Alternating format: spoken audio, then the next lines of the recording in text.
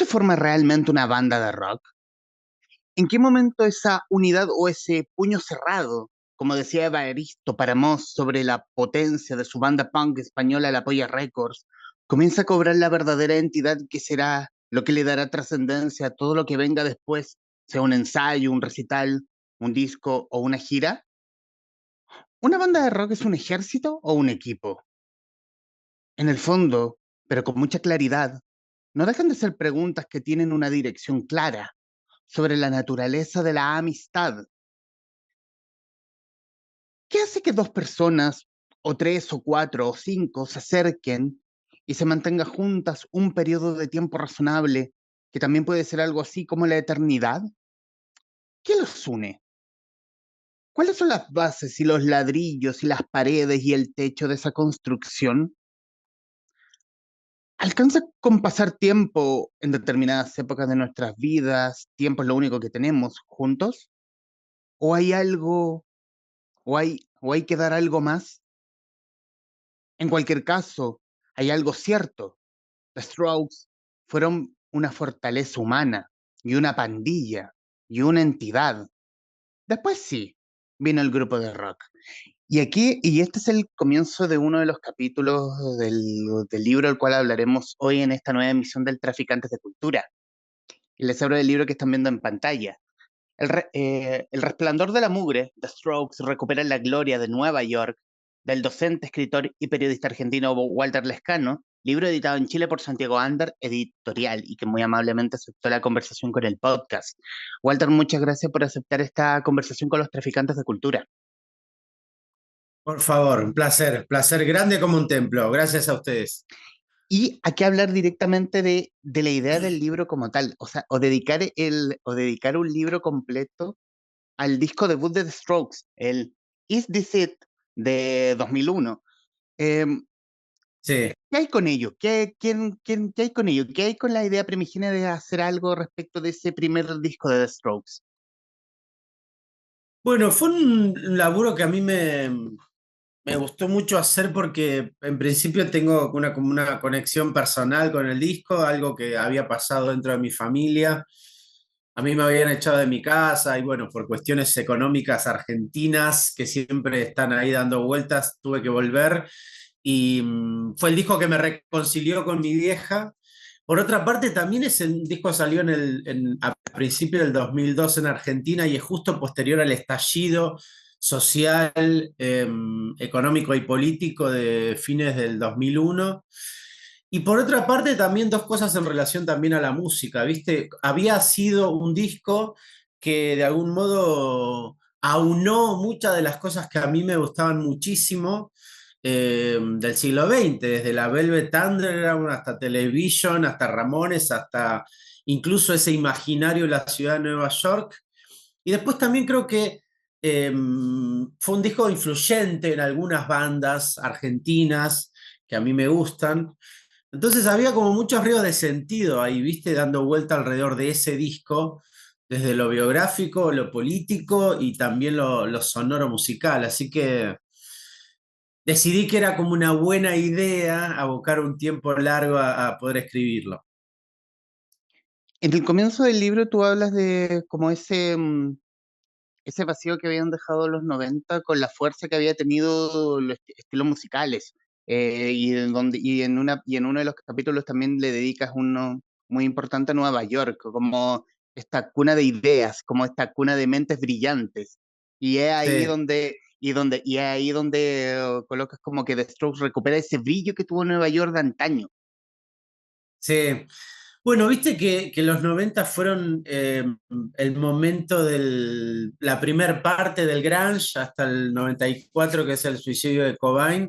Ahí me parece como que la cosa se disgrega, se dispersa un poco hacia muchos géneros en relación a los blancos enojados, ¿no? New metal, rap metal, hay como toda una cuestión ahí de, creo que de caos, ¿no? De la industria. Pero me parece que un tiempo antes Nueva York había dejado de ser como un lugar atractivo, ¿viste? Se pasó a Seattle como un lugar de, digamos, sonoro, relevante, importante para lo que eran los 90. Así que ahí también me pareció como que había algo territorial que Nueva York, que había tenido siempre una historia importante en relación a la cultura norteamericana, había perdido el norte y después recién con los Strokes lo vuelve a recuperar, ¿no? Toda esta idea un poco vanguardista, cosmopolita, exquisita en relación a la música, pero también al arte, al arte plástico, a la fotografía, al cine. Entonces me parece que eso también estaba dentro de la sangre que es el disco, ¿viste? O sea, que se desprendían también muchos elementos hacia la historia de la banda misma, pero también hacia la historia del rock y el rock en Nueva York específicamente, ¿no? También en una parte del libro donde lo dedicas también como a hablar del grunge y ligarlo con The Strokes, hablar como esa apatía juvenil que de alguna forma atraía la figura de Cobain. Y también esa apatía juvenil donde de pronto en esa vacancia de la presencia de Cobain, entra The Strokes con otro lado, con otra impronta, quizás con una cosa más para alegrar o sacudir un poco de ese grunge más depresivo. Sí, está bueno eso que decís. Ahí hay un link interesante entre los Strokes y el grunge, que es que Julian Casablancas es fanático de Pearl Jam y sobre todo de Eddie Vedder, entonces hay un vínculo ahí muy interesante porque a partir de escuchar las canciones cuando era chico de Pearl Jam, él se anima a empezar a componer sus propias canciones. Y me parece que hay algo ahí de lo sombrío cuando sale el primer disco de los Strokes que tratan ellos de combatir con cierto vértigo, con cierta adrenalina, como un elemento también, si querés, de ser joven y no digo morir también joven y dejar un cadáver hermoso, pero sí de entrar en una zona nocturna, no depresiva, pero sí adrenalínica de la ciudad de Nueva York, ¿no? O sea, en general el grunge tenía como ese peso denso, depresivo, que creo que llega al punto máximo cuando Kurt Cobain se da un escopetazo en la cabeza. Creo que como que ahí hubo una carga fuerte de decir, esto no era solamente un estilo musical, ¿no? Como que fue grave eso que había pasado. Me parece que también rompió a mi generación, la de los 90 al medio, ese suicidio. Me parece que también hay como un combate del sonido y las letras de los Strokes, como un combate hacia esa hegemonía que había impuesto el grunge. Y que fue importantísimo también porque no te olvides que desbarrancó el grunge a Michael Jackson, a Madonna, digo, lo puso a un costado para ellos invadir la cultura, incluso desde la forma de vestir, desde el discurso, un montón de elementos. Entonces que ellos, los Strokes y Nueva York, recuperen esa adrenalina, esa exquisitez, ese sonido de guitarras que dialogan, esas líricas también muy hermosas de Julian Casablancas, era un tema como para pensar también cómo avanza la música, ¿no? O sea, cómo avanza, cómo evoluciona, cómo dialoga con el mercado. Y me parece que se pueden pensar cambios ahí en ese sentido, incluso geopolíticos. No te olvides que el disco de los Strokes iba a salir el 11 de septiembre del 2001, ¿no? Cuando fue el atentado de las Torres Gemelas, y salió 2 días después, ¿no? Por eso. Entonces, hay muchos elementos ahí, ¿no? Dando vueltas que pueden parecer casualidades, pero creo que son causalidades también, ¿no?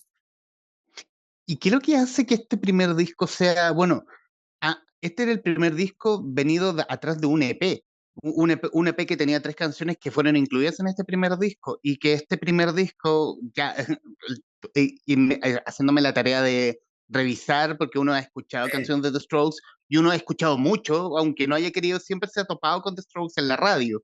Y el disco propiamente Total. tal es éxito tras éxito, tras éxito, tras éxito, que en el fondo trae ese algo. Es como que aquí vine por diamantes y encontré oro. Sí, está bueno eso. Bueno, ellos la verdad que logran, hay algo también de no ser profetas en su tierra, porque eso que vos bien decís del EP, lo graban en Londres, ¿no? Lo graban en Inglaterra, ¿no? De Truth Records, y pueden grabar 3 canciones, estaban de Modern Age, y no me acuerdo cuáles más, Pero vos fíjate que recién una vez que en Inglaterra ellos pueden como generar alguna especie de ruido, recién después vuelven a Estados Unidos y RCA los contrata, ¿no? Les da un contrato discográfico. Pero también es uno de los últimos, me parece que los Strokes, digo, pensando incluso en la industria, en esto que vos bien decís, los EP y luego el disco, son como los últimos ejemplares de una industria discográfica muriendo, ¿no? Como que eran los últimos eh, animales que la industria musical quería agarrar a ver si podía seguir evitando la caída y el derrumbe ineludible de la industria discográfica, que ahora ya sabemos que sucedió por internet, Spotify, por todo lo que ya sabemos. Pero en ese momento nadie sabía qué tan bajo iba a caer la industria por el advenimiento de internet. Entonces, hay algo también de la llegada de los Strokes a un gran sello, que es también los sellos buscando la próxima gran banda de rock que salve, no solo al rock, sino a la industria. Entonces, había también un poco eso que pasa, y me parece que esta idea que después la tira Simon Reynolds acerca de que los Strokes son como la cabeza del movimiento del retro rock, eh, los Strokes empiezan como algo que podríamos pensar como una camada de bandas, ¿no? Y sin embargo, a pesar de que con el tiempo parecen que fueron muy exitosos en ese momento, dentro de todo fueron casi te diría los menos exitosos. Incluso le fue mucho mejor a Arctic Monkeys, a Kings of Leon.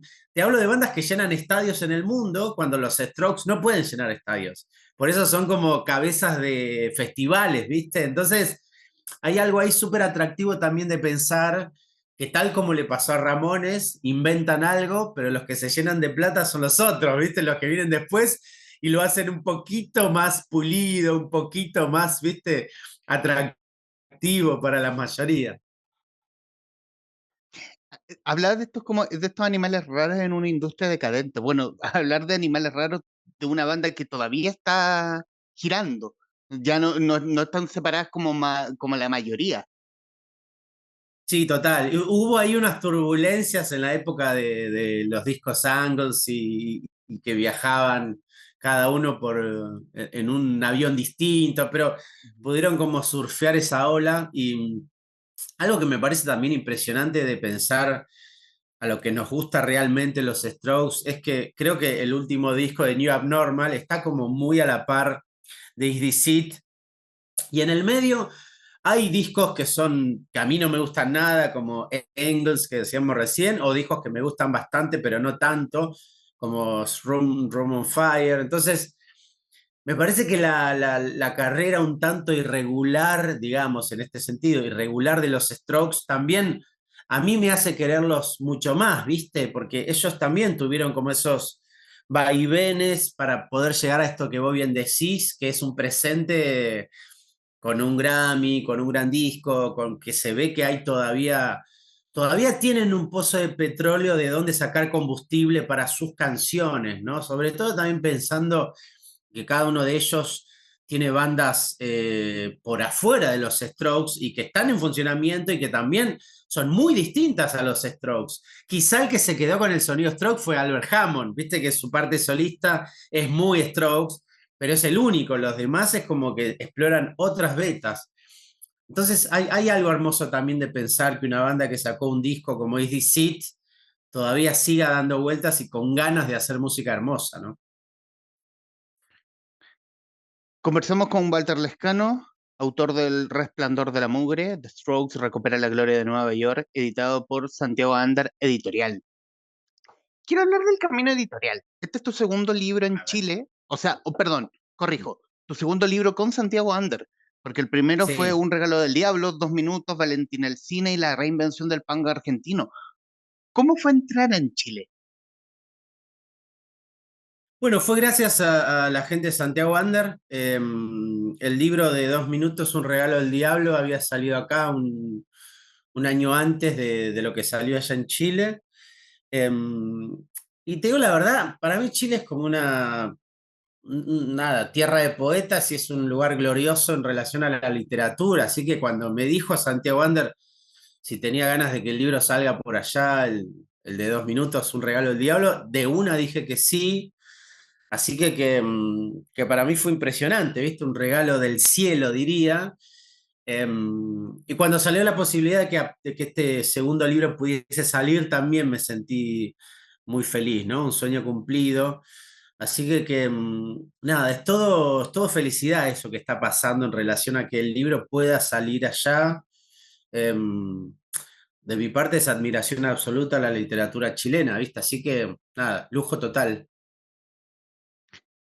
Y hablar, y volviendo al libro propiamente tal, al estilo de Strokes, conversando con otros escritores también dedicados a la música, siempre hay un estilo. Por ejemplo, no sé, se me viene The Smiths, que hay un estilo sobre todo en las letras, donde rescata como mucho la literatura.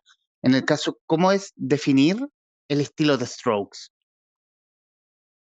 Bueno, yo creo que hay dos elementos que tomó incluso muy bien Arctic Monkeys, que es primero el sonido de guitarras que dialogan, ¿viste? Las dos guitarras en los Strokes no hacen lo mismo, sino que una genera una melodía y otra genera como una base, entonces eso logra un sonido muy particular. El segundo elemento tiene que ver con las letras, que nunca son lineales, que casi siempre son bastante, un poco herméticas y un poco inaccesibles, y nos tira alguna cosa climática acerca de lo que implica para Julian Casablancas crecer en este mundo, ¿no? Y después la tercera, creo que la voz de él, gracias a igual a Gordon Rafael, que es el productor del primer disco, Easy Seat, Julian logró ese tipo de voz, digo, cómo trabajarla, un poco saturada, un poco quebrada, un poco sucia. Me parece que ese sonido, que vos fijate, el productor lo trae de haber sido productor de discos de grunge en Seattle. Cuando se va a Nueva York, prueban a ver cómo quería tener la voz Julian en el disco, y a partir de esos saberes técnicos pueden llegar a este tipo de voz que escuchamos en Easy Seat. Entonces, para mí son esos tres elementos, ¿no? Las guitarras de Nick Valenci y Albert Hammond, la lírica de Julian Casablancas, viste que tiene mucha facilidad para el giro ingenioso, ¿no? Para poder encontrar algo pequeño pero seductor. Nunca ser claro del todo, nunca sabes exactamente de qué está hablando las letras de Julian, pero siempre son atractivas. Y después la forma de cantar de él que tiene, ¿no? Me parece que sin esos tres elementos no estaríamos hablando de los Strokes, ¿no? Por eso también creo que generaron algo muy particular en relación a poder pensarse dentro de un sonido, ¿no? Pensamos en Interpol, Yes, y también hay algo de ¿cómo decirlo? El sonido también de redondo y que parezcan un relojito, también viene del diálogo con bandas como Justice, bandas que son también de la movida electrónica, ¿no? Porque en ese momento, fines de los 90, comienzo de los 2000, en Nueva York empieza a haber como una nueva camada de bandas, si querés, electropunk, electro rockeras, como que estaban dialogando, ¿no? Entre el rock y la música electrónica.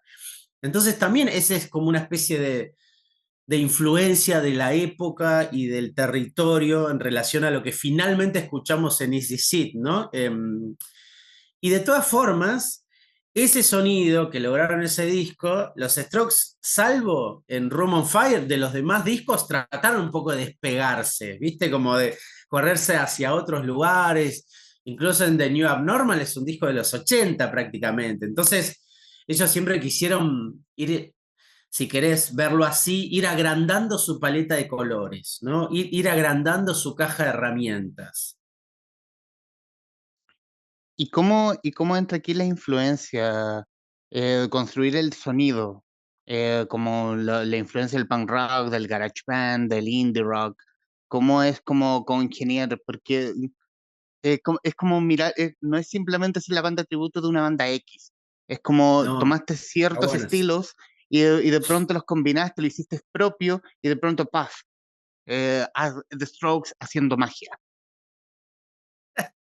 Bueno, esas son dos cabezas funcionando. Una es la de Julian Casablancas, que es el creador de todas las melodías y todos los arreglos vocales. Pero el cincelado final es de Albert Hammond. ¿Viste? Es ese diálogo entre ellos dos funcionando en la sala de ensayo para finalmente encontrar eso que uno relaciona mucho con el sonido de una banda particular, una esencia, ¿no? Hay una canción de Arctic Monkeys en donde el cantante dice, Alex Turner dice, yo solo quería ser uno de los integrantes de los Strokes, ¿viste? Y lo reentiendo eso, porque parecían tan cool en ese momento cuando salieron con su primer disco, y a la vez estaba muy definido también eso, incluso la forma de vestirse de ellos era como también muy particular, eh, y eso hacía como una totalidad, ¿viste? La voz de Julian, las letras de él, cómo se movían en bloque, cómo se vestían, el discurso que tenían. Y me parece que todo eso, todos estos elementos que estamos nombrando, finalmente confluyen en una esencia que podría ser la esencia Strokes, ¿no? Fíjate que ahora Interpol está de gira por acá, por esta parte del mundo, y ellos todavía mantienen como esa tocar de trajes, tocar con un sonido que le debe tanto a Nueva York como a Joy Division, la voz de Paul Banks, que también tiene como esa fibra rígida, ¿no? De Ian Curtis. Entonces, me parece que sirvió también para que cada uno de los que todavía sobreviven, de las bandas que todavía sobreviven, vayan encontrando su esencia, digamos, su esencia diferencial también, ¿no? Porque me parece que lo que nos enseña el rock siempre es buscar tu propio camino, ¿no? Buscar tu propio camino.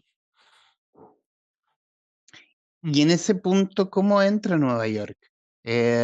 Como que el sonido, uno conociendo la ciudad más por fotos y Google Earth, eh, como que uno ve ciertas calles, ciertas avenidas y es como, se me viene The Strokes, el sonido, tan, tan, tan, tan, tarán, tarán, tan, tan, tan. Es Nueva York.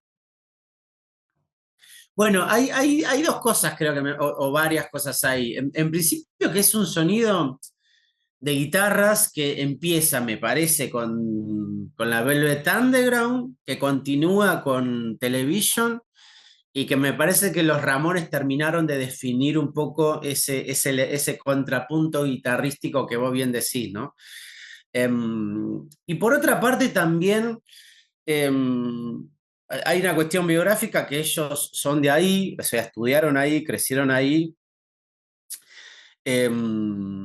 y por otra parte, también Nueva York siempre se planteó como el corazón progresista de Estados Unidos. Viste que Estados Unidos son como la gente que lo recorre mucho te dice como que son muchos países en uno, ¿viste? No es solamente un lugar que tenga una cultura homogénea. Y en ese sentido, Nueva York siempre es como el corazón progresista de un territorio, Estados Unidos, muy variado, ¿no? Entonces, creo que algo de ese rock and roll de guitarras que trataba de recuperar un imaginario de los 60, de los 70, cuando la ciudad era todavía una cuna de artistas, ¿no? O sea, te digo algo pre-Giuliani, ¿no? Como que antes de que venga a la derecha a ser intendentes alcaldes de Nueva York, ¿no? Antes que se convierta en un lugar de tolerancia cero o que se convierta solamente en una escenografía para turistas. Antes de eso había una Nueva York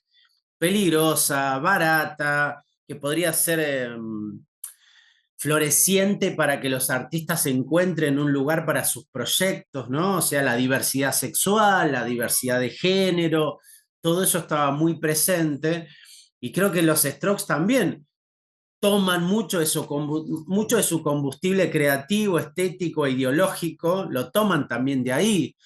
Al día de hoy vos ves el Instagram de los Strokes y ves que constantemente están haciendo conciertos para políticos que ellos creen que hay que votar. Viste que en Estados Unidos el voto no es obligatorio, entonces hay que agitar mucho para que la gente vaya a votar.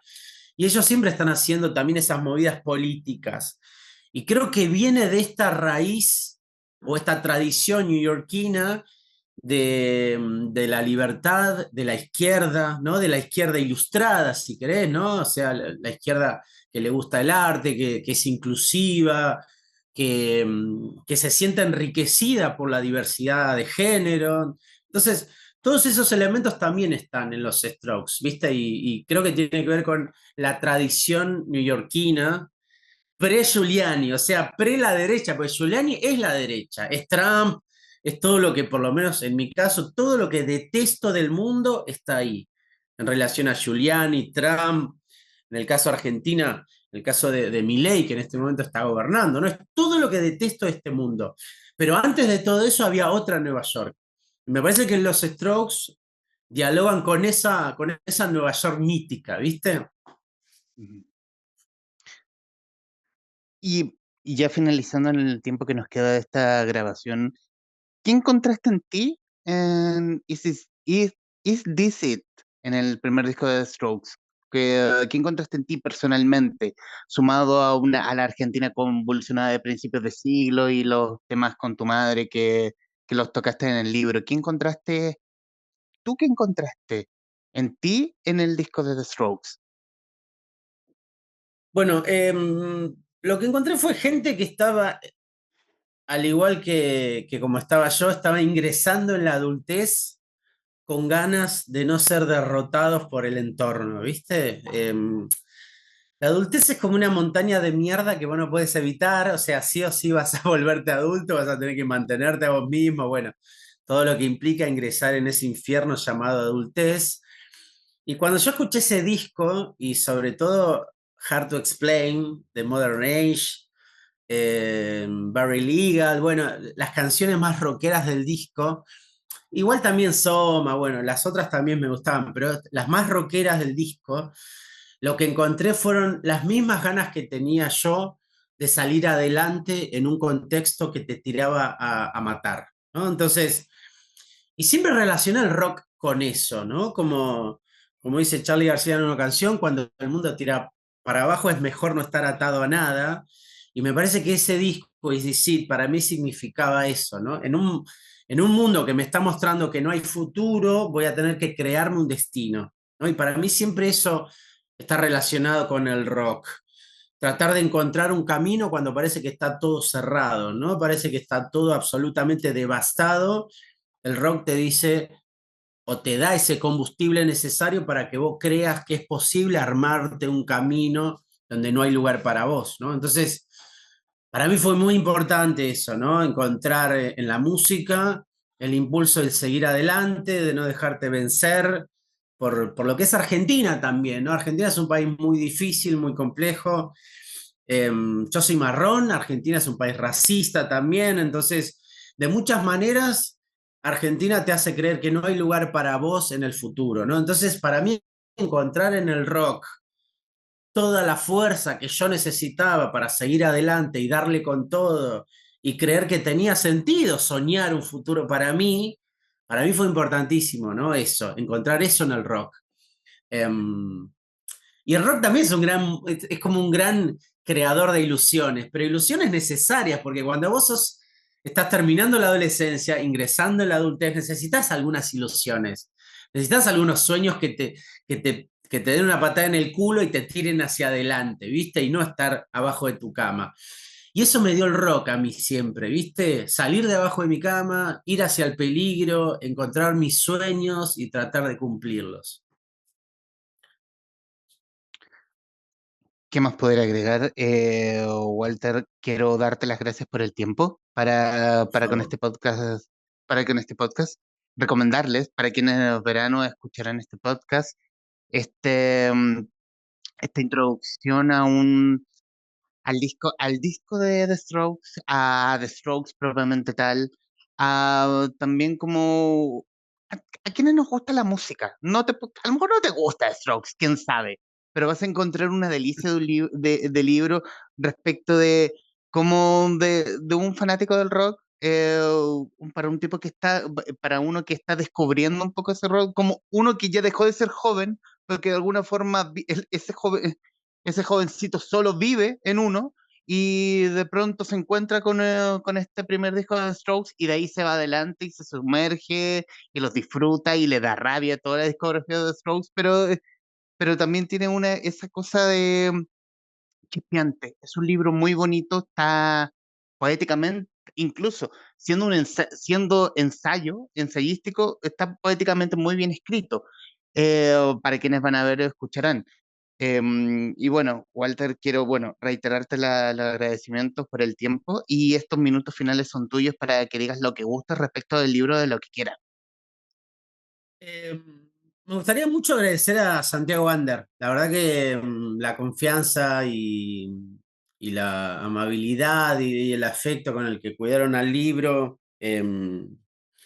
Encontrar editores que también les guste la música. Esto último que dijiste me parece como fundamental, ¿no? O sea, somos personas grandes que todavía creemos en la música, nos importa, nos interesa, nos parece que es algo vital para la existencia, que no es un lujo, que es algo que todos deberíamos tener en nuestra vida, ¿no? Que es tan importante como la salud pública, un techo, la comida, buen sexo, tener una pareja, alguien que nos quiera, y ahí está la música en ese valor de importancia. Así que un agradecimiento a Santiago Wander y también a vos por la charla. Walter Lescano, autor de El Resplandor de la Mugre, The Strokes recuperan la gloria de Nueva York, libro editado por Santiago Ander Editorial, hoy en la conversación con los traficantes de cultura. Mi estimado Walter, muchísimas gracias. Gracias a vos. Aguante, abrazo enorme. A quienes nos están viendo y escuchando, gracias por estar ahí. Adiós.